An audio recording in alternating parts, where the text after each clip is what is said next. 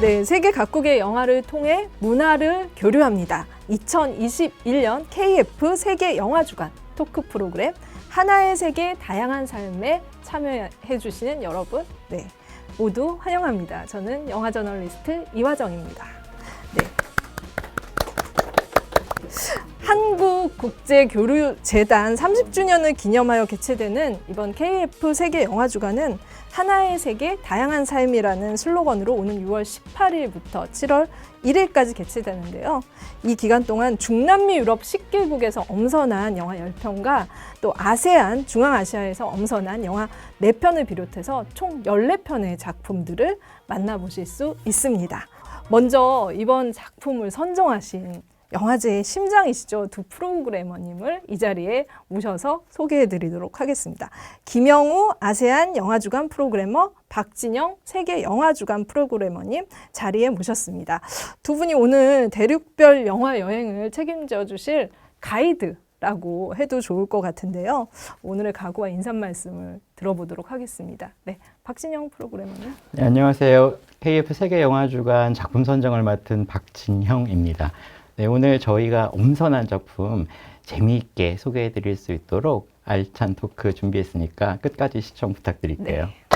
와, 각오는 끝까지 시청을 하실 수 있도록 하는 거, 네, 맞습니다. 책임져 주십시오. 네. 돌리시면 안 돼요. 네, 어디 돌릴 데가 없습니다. 네.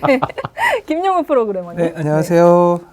김영우 프로그래머입니다. 사실 저는 지난 3월에 아세안 영화주간 그리고 중앙아시아 영화주간으로 인사를 드렸었는데요. 네. 이번 이제 세계 영화주간으로 확장이 되면서 4편의 영화를 앙콜 상영을 하게 되었습니다. 그래서 다시 나왔고요. 그때 못 보셨던 분들에게 또 이 영화들을 볼 수 있는 기회, 그리고 좀 더 매력을 느낄 수 있도록 친절하게 설명을 자세하게 드리도록 하겠습니다. 네. 감사합니다. 네. 친절한 또, 네. 아주 친절하죠. 네, 가이드를, 네, 책임져 주시겠다고 하겠습니다. 그러면 여러분 친절한 가이드를 들으시면서 끝까지, 네, 고정해 주십시오. 곧 영화제가 열리기 때문에 이 기간이 어떻게 보면은 프로그래머님들께는 가장 이렇게 불면의 밤이 지속되는 바쁜 시기잖아요. 그래서 개막식 준비로 한창 또 바쁘실 것 같아요. 어떻게 보내고 계시나요? 사실은 저희는 선정이 끝나면 좀 네. 한숨을 돌리기는 해요. 아, 지금이 좀 약간 이제 폭풍의 핵이군요. 그렇죠. 네. 이제 바로 개막식 직전이기 때문에 지금 저희 모두 준비하시는 분 한 분 한 분이 안전한 행사 치를 수 있도록, 네, 그리고 상영, 온, 오프 상영 전부 다 잘 상영될 수 있도록 만반의 준비를 하고 있고요. 네. 18일 이제 개막식에는 저희가 아무래도 코로나19 확산 방지를 위해서 그렇죠. 정부 네. 사회적 거리두기 방침에 따라 제 행사 자체는 전석 초청 네. 행사로 진행할 예정이라서 아쉽게도 더 많은 분들을 모시고 좀 행사를 열고 싶지만 좀 제한적인 환경에서 행사를 열게 돼서 조금 아쉽습니다. 그 점 양해 좀 부탁드리고 싶어요. 네. 네, 코로나 청정 구역을 책임지시고 박진영 프로그래머가, 네, 보장을 하고 계시니까 안심하고 믿고 따라하셔도 좋을 것 같습니다. 세계의 다양한 영화를 통해서 각국의 문화에 대해 이해하고 친밀도를 다지는 영화제. 그 영화제의 역할이 이렇게 정말 크고 소중하다라는 생각이 드는데요. KF 세계 영화주간, 아마 이제 처음 들으시는 분들도 많으실 것 같아요. 그래서 어떤 영화제인지 소개를 부탁드릴게요. 네, KF 세계 영화주간은 한국을 세계에 알리고 또 세계를 한국에 알리는 문화 교두보 역할을 해왔죠. 네. 예, 한국국제교류재단에서 마련한 행사입니다. 설명드린 거 내용과 마찬가지로 이제 전 세계에서 제작된 작품들 중 이제 총 10편과 이제 앙콜 상영 4편을 통해서 이제 각 세계의 다양한 삶과 네. 또 그 삶을 영화를 통해 만나보면서 우리가 얻을 수 있는 여러 가지 의미와 감동들을 통해서 좀 더 세계에 가까이 가고 또 그로 인해서 좀 어떻게 보면은 국제적인 감각도 얻고 네. 또 지구촌을 함께 살아가는 일원으로서 네. 문화를 통해 어떤 그런 여러 가지 경험을 할 수 있는 그런 영화 행사로 마련되었는데요. 특히 올해는 한국국제교류재단 30주년을 맞아서 조금 더 많은 관객분들이 영화를 보실 수 있도록 알차게 준비를 해보았습니다. 네, 30주년이라는 그 무게가 느껴지는데 폭도 넓고 깊이도 깊은 그런 영화제가 아닐까. 글로벌한 진짜 BTS급이라고 해도 될까요? 감히 언급해도 될까요? BTS님. 노코멘트. 네, 알겠습니다. 네. 사실 관객분들께 진짜 할리우드나 유럽 영화들은 좀 친숙한 편이에요. 저희가 이제 접해볼 기회들도 많은 편이고. 그런데 중남미 아시아 영화제는 이번 영화제가 아니면 또 볼 기회가 그리 많지 않다. 그래서 그 프로그래머님들께서 생각하시는 이번 영화들 중요성, 이 작품들의 중요성이 있을 것 같아요. 사실 말씀하신 것처럼 헐리우드나 유럽에서 제작된 작품들 외에 중남미나 그 외의 지역의 작품들을 한국 관객들이 만날 기회가 상당히 적은데요. 네. 사실은 굉장히 많은 작품들이 매년 제작이 되고 있거든요. 그래서 만날 수 있는 기회가 많이 부족한 그 아쉬움을 조금이나마 덜어드릴 수 있는 그런 기회가 될 거라고 생각이 되고요. 또 사실 저희도 중남미나 기타 여러 지역의 영화를 만나고 싶지만 그 지역에서도 사실은 한국 문화에 대한 관심이 많아요. 네. BTS 말씀하셨지만 뭐 드라마나 영화에 대한 관심이 많은데 이런 행사를 통해서 서로의 영화나 영상 콘텐츠들을 교류함으로써 조금 더 서로의 문화에 가까워질 수 있는 네. 말씀하신 어떤 특정한 지역의 영화뿐만 아니라 다양한 영화들을 만날 수 있는 이런 어떤 계기를 통해서 좀 다양한 영상 경험을 할 수 있는 네. 그런 기회로서 의미가 크다고 할 수 있겠습니다. 네. 김용호 프로그래머님, 진짜 아세안의 다양한 영화들을 좀 발굴하는 작업을 해오셨어요, 매년. 네. 네. 또 어떤 중요성이 그렇죠. 있는지. 이게 이제 극장에서 만나기 힘들다. 내지는 뭐 이제 국내에서 열리고 있는 국제 영화제들을 통해서만 간간히 만난다. 이런 측면도 있지만 또 요즘 이제 OTT라든지 뭐 다양한 온라인 플랫폼을 통해서 영상들을 접할 수 있는 방식은 다양해졌지만 그럼에도 불구하고 지금 이제 우리가 이야기를 하고 있는 뭐 중남미나 어떤 유럽 국가 그리고 아세안 지역, 중앙아시아 지역의 영화들은 그런 플랫폼을 통해서도 만나기가 되게 좀 힘들죠. 네. 그래서 이렇게 약간 공공성 그리고 어떤 굉장히 좋은 취지의 의도를 가지고 이런 영화들을 만날 수 있는 기회들 이런 것들이 좀 굉장히 중요하고 소중하지 않나 이런 네. 생각을 좀 해봅니다.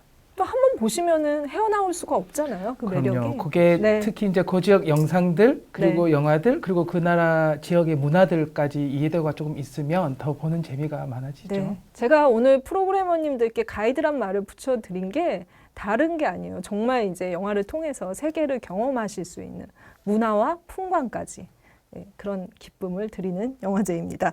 올해 슬로건이 굉장히 의미심장해요. 지금 또 코로나19로 굉장히 전 세계가 어려운 상황에서 하나의 세계, 다양한 삶이라는 정말 지금은 좀 실현 불가능한 그런 것이다라는 생각이 들 정도로 굉장히 판타스틱한 슬로건인데 어떻게 또 이 슬로건은 탄생하게 된 건지. 사실 이미 하나로 세계가 연결되어 있는 건 너무 오랫동안 저희가 경험하고 있는 현실임에도 불구하고 코로나19 사태로 인해서 상황으로 인해서 작년 올해 세계가 다 지금 다 격리된 상태잖아요. 그렇죠. 국경을 경계로 자가 격리를 겪고 있는 상태인데 저희도 오늘 이렇게 격리 그렇죠.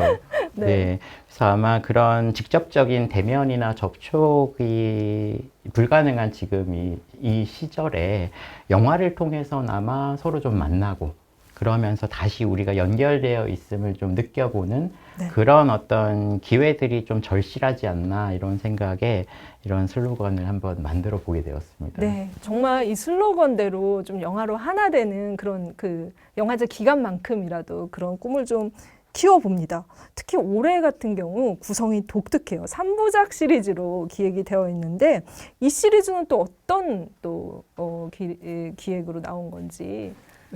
이게 약간 시리즈처럼 점점 확장되는 개념처럼 진행을 하게 되었죠. 올해는 아까 제가 처음에 소개할 때 말씀드렸지만 지난 3월에 아세안 영화 주간이란 이름으로 영화제를 진행을 했었어요. 그래서 아세안 지역의 총 15편 영화를 소개하는 프로그램이 있었고요. 그 이제 오프라인과 온라인을 병행해서 진행을 했었고, 그 시기에 중앙아시아 지역의 영화를 소개하는 중앙아시아 영화 주간이라는 이름을 통해서 또 중앙아시아 영화 5편을 소개하는 프로그램을 진행을 했었고, 요번이 이제 이걸 이렇게 전체적으로 좀 더 확장을 해서 세계 영화 주간이란 이름으로 더 많은 지역, 더 많은 대륙의 영화들을 이렇게 패키지로 모아서 소개하는, 이렇게 점점 진화하는, 좀 더 확장되는 개념으로 프로그램을 시리즈처럼 진행을 하게 되었습니다. 네.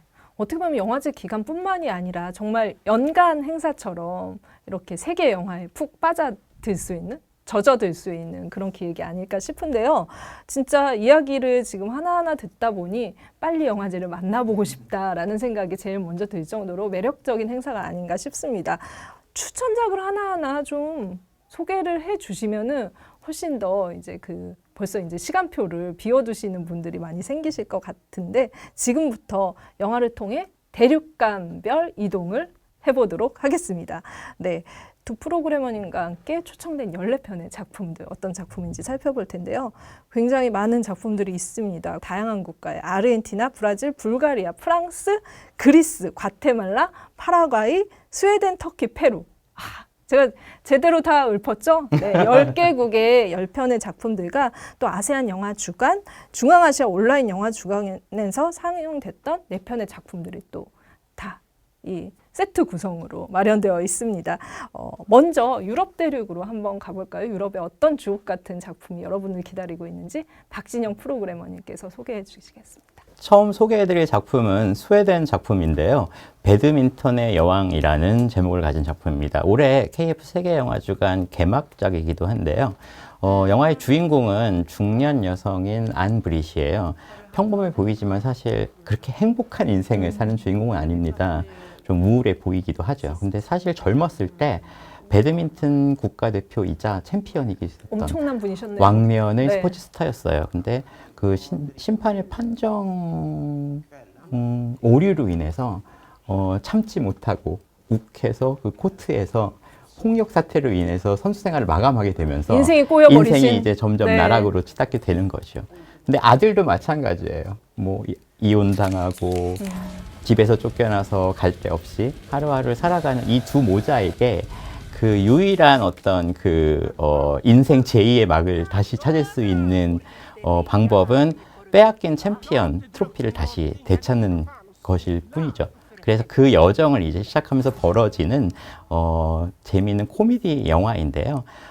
사실 영화를 보게 되면 마지막에 그 안 브릿이 어떤 인생의 제2의 막을 얻게 되는지, 그 과정에서 비단 승리만이 이제 어떤 인생의 그 참 목적은 아니라는 것, 그리고 정말 진정한 행복이 어디에 놓여 있는지를 감동적으로 좀 우리가 만나볼 수 있는 그런 작품이라고 할 수 있는데, 중간중간에 벌어진 여러 해프닝들은 아마 배를 잡지 않고 웃음을 참고 영화를 보시기는 좀 어려운 재미있는 코미디 작품이라고 말씀드릴 수 있습니다. 네, 중년 여성의 인생 재기 프로젝트.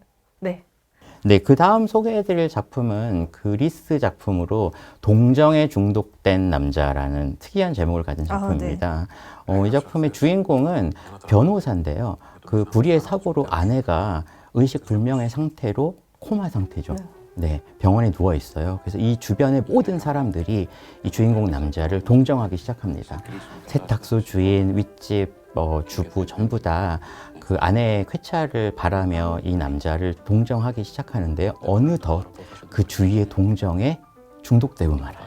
동정을 즐기기 시작하는군요. 그렇죠. 네. 네. 그리고 기적과도 같이 아내가 깨어납니다. 그래서 퇴원을 해서 집에 오게 되죠. 아이러니하네요. 네네. 그렇죠. 이 남자에게는 아내의 완쾌된 상태보다도 동정이 너무 그리운 거예요. 자, 이 상황. 영화는 어떻게 보면은 좀 일반적이지 않은 굉장히 독특한 스타일을 보여주고 있는 작품인데요. 굉장히 건조하면서도 미니멀한 화면으로 중유럽 특유의 어떤 그 영상미, 그리고 현대 그리스 영화를 이끌어가고 있는 대표 감독이죠. 요르고스 란티모스 감독 영화를 떠올리기도 하는 네네. 그래서 예전에 이제 그리스 비극이라는 얘기를 했는데 최근에 현대 그리스 영화를 얘기할 때 그리스 희극이라는 네. 얘기를 또 많이 하거든요. 그런 어떤 그 독특한 그리스 영화의 스타일을 잘 보여주는 동시에 어떻게 보면은 이 남자의 상황이 그리스가 처했었던 어떤 상황들, 네. 이제 경제 위기와 또 그로 인한 어떤 여러 가지 사회적인 갈등과 그걸 이겨내고자 한 어떤 개인들의 여러 상황들, 또 이런 부분과 좀 연결지어서 보면 단순히 한 사람의 어떤 이 동정에 중독된다는 독특한 상황뿐만 아니라 이것을 조금 더 해석을 다양하게 할 수 있는 여지를 가진 좀 특이하고 독특한 작품으로 기억될 그런 영화라고 말씀드릴 수 있겠습니다. 그리스의 요르고스 란티모스를 연상케 하는 바비스 마크리디 감독의 작품, 네, 동정에 중독된 남자였습니다. 네, 다음 소개해드릴 작품은 프랑스 작품인데요. 제목은 나일강의 소녀들이라는 작품입니다. 영화는 1970년대 르완다를 배경으로 하고 있어요. 르완다에 한 그 카톨릭 여성 소녀들이 모여서 이제 공부를 하는 기숙학교가 배경이고요. 이 기숙학교에 모여있는 소녀들은 그 또래의 소녀들의 다른 어떤 삶과 네. 다름없이 서로 싸우기도 하고 또 수업도 땡땡이 까고 손잡고. 또 그렇죠. 또 소녀들만의 어떤 독특한 유대와 어떤 그런 감정을 키워가면서 이제 서로 매일매일 일상을 보내지만 사실 이 르완다라는 어떤 사회의 특성이 또 이 소녀들의 삶에도 녹아 있어요. 특히나 어떤 부족 간의 갈등이라든지 혹은 어떤 식민의 경험, 특히 이제 프랑스의 지배를 받는 이런 어떤 그 역사적 경험이나 이런 흔적들이 소녀들의 삶도 지배를 하고 있는데 이러한 어떤 그 사회적 갈등을 내장하고 있는 환경들이 소녀들의 삶에도 큰 영향을 미치게 네. 됩니다. 그러면서 소녀들의 일상에도 큰 변화를 겪게 되는데요. 이 영화는 어떻게 보면은 1990년대 그 루안다 대학살의 어떤 전초전을 말하자면 좀 볼 수 있는, 그러니까 그 역사적인 배경을 좀 만나볼 수 있는 작품인데 독특하게도 그걸 소녀들의 어떤 삶, 네. 그리고 소녀들의 시선을 통해서 보여줌으로써 단순히 어떤 사회 역사적 사건을 다룬다기보다 그게 그런 어떤 그 사회 역사적인 배경이 개개인의 삶 그리고 소녀들이라는 또 독특한 사회적 존재들하고는 또 어떻게 영향관계에 있는지 네. 이런 부분들을 볼 수 있는 작품인데요. 특히 그 르완다 특유의 어떤 전통 문화 그리고 뭐 어떤 종교적 의식이나 여러 어떻게 보면 저희가 익숙하게 만날 네. 수 없는 그런 어떤 많은 이미지들과 또 자연 풍광을 같이 좀 만끽할 수 있는 그런 작품이기도 네. 합니다. 10대들의 생활을 통해서 르완다 지역을 그 사회 문화를 돌아보게 해주는 작품입니다. 또 다음 작품으로 넘어가 볼까요? 불가리아에서 제작된 아가라는 작품입니다. 불가리아 감독의 작품인데요. 그 밀코 라자로프 감독은 지금 불가리아의 신예 네. 감독들을 대표하는 전 세계적으로 주목을 받고 있는 감독인데 불가리아에서 찍은 작품은 아니고 러시아의 자치공화국이에요. 사하공화국 혹은 이제 야쿠티아라고 불리우는 가장 전 세계에서 규모가 큰 자치공화국이라고 합니다. 어디냐면 우리 흔히 이제 시베리아라고 알고 네. 있는 러시아의 극동북부 지역이라고 생각하시면 돼요. 겨울이 되면은 영하 60도까지 내려가는. 그래서 흔히 이제 우리가 에스키모 네. 떠올리는 이제 그 삶의 모습과 굉장히 비슷하고 영화의 주인공들도 이제 그 야쿠티아 전통의 삶을 살아가는 두 부부가 주인공입니다. 그래서 술록을 잡고 그 얼음을 깨서 그 고기를 잡아 이제 연명을 하고 이제 이런 삶을 살아가지만 뭐 기후 변화도 있고 또 이제 근대화의 물결 속에서 이 삶을 유지해 나가는 게 녹록하진 않아요. 그리고 이 아가라는 이름은 사실 이 부부의 딸, 이제 그 다이아몬드 광산에 취직을 해서 부부의 집을 떠난 딸의 이름인데 이 부부의 삶이 점점 힘들어지고 급기야는 이 아버지가 이 아가 딸을 찾아서 광산으로 이제 길을 떠난 여정을 네. 떠나는 그런 어떤 상황에 놓이게 되는데 그 삶의 모습을 긴박한 드라마나 어떤 극적인 전개 없이 조용히 따라가면서 야쿠티아의 그 사하공화국 특유의 어떤 삶의 모습 그리고 정말 독특한 자연 환경 그 안에 녹아 있는 우리 모두가 공감할 수 있는 어떤 부부 아버지, 네. 딸 이런 어떤 그 어떻게 보면은 누구나 공감할 수 있는 그런 감정들을 잔잔하게 전달하고 있는 작품이라고 말씀드리겠습니다. 야쿠티아에 불어닥친 또 새로운 세대 간의 갈등 이런 것들도 보여주는 또 네, 작품이 제가 아닐까 사실은 싶은데요. 그 한번 네. 가본 적이 있어요. 수도인 네네. 야쿠츠크를 간 적이 있었는데 수도 야쿠츠크만 해도 사실은 한국 브랜드들도 굉장히 많이 입점해 있고 그 한국 케이팝도 굉장히 네. 좋아하고 근데 조금만 교외로 나가도 전통의 삶을 그대로 유지를 하고 있는 모습을 어렵지 않게 볼 수가 있어요. 그래서 굉장히 좀 그런 어떤 그 사하공화국의 특이한 상황 혹은 독특한 어떤 그 사회적인 모습을 잘 담아내고 있는 그런 작품이라는 생각이 들었습니다. 네. 예, 다음은 터키 작품입니다. 야생 배나무라는 작품이고요. 네. 이 작품은 그 시네필 관객분들은 너무 잘 아시는 감독이죠. 뭐 그쵸, 터키 네. 영화의 뭐 최고 거장이라고 거장? 말할 수 네. 있는 누리빌게 제일란 감독의 작품입니다. 2018년에 칸 영화제에서 처음 소개됐던 작품이고요. 이 작품은 대학을 졸업하고 이제 교사로 취직을 해서 어려운 가사를 내가 좀 이제 도움을 주겠다라고 하는 젊은 청년 신한의 귀향에서 시작이 됩니다. 이 친구가 착하긴 한데 이루지 못한 꿈이 있어요. 작가가 되는 거죠. 네. 자기 이름으로 된 소설을 쓰고 싶은데 현실은 그걸 허락을 하지 않죠. 빨리 취직을 해서 소소한 이제 도박빚으로 집안 경제를 항상 거덜내시는 아버지를 도와서 이제 경제적인 도움을 주려면 취업을 해야 하는데 자기의 꿈은 여전히 버릴 수 없는. 그래서 이 신한이 취업을 위해 고군분투하거나 그러면서도 본인이 느끼는 어떤 자괴감 이런 일상들을 조용히 따라가면서 그가 주위의 이웃이나 또 친구들과 나누는 여러 대화들 이런 것들을 관조하듯이 누리빌게 제일란이 카메라가 따라가면서 천천히 영화 사실은 조금 긴 편인데요. 네. 천천히 따라가면서 마지막에 이제 아버지와 이 아들의 어떤 갈등이 폭발하는 모멘트가 있어요. 그 시점인데 그때까지 영화가 긴장감을 잃지 않고 끌어가는 그 감정선이 네. 역시 거장이구나의 네. 어떤 연출의 솜씨를 느끼게 해주기도 하고요. 또 특이한 점은 이 작품이 그 누리빌게 제일란의 고향에서 촬영이 됐어요. 네. 그리고 본인이 알고 있는 지인의 이야기를 영화로 담아낸 이야기라서 아무래도 그 고향 풍광에 대한 그 감독의 애정이 카메라에 정말 곳곳에 담겨 있는 것처럼 그 터키 북부 지역의 어떤 그 여러 환경들이 뭐 야생 배나무라는 제목을 통해서도 네. 알 수 있겠지만 그런 자연 풍경을 만나보는 것도 또 쏠쏠한 재미를 주는 작품입니다. 정말 그 예술의 발목을 잡는 생활의 난에 처한 어떤 네. 또 한 남자의 이야기인데 뭐 마지막에 그 폭발을 느끼려면 188분을 여러분이 견디셔야 되는데 누리빌게 제일란의 또 특징이라고 할 수 있으니 그렇죠. 충분히 느껴보시면 좋을 것 같습니다. 네.